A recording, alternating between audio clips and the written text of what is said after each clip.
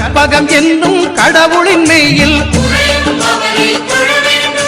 சூரியன் முதலாய் 9 கிரகமும் பலவித குணங்களை கொண்டிருக்கும் எங்கள் கற்பக தருவில் அவை வரும்போது ஒன்றாய் சேர்ந்து பலனளிக்கும்.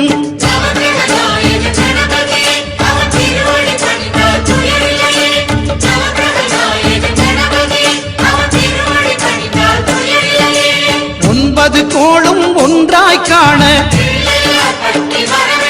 அங்கு கற்பகம் என்னும் கடவுளின் மெய்யில்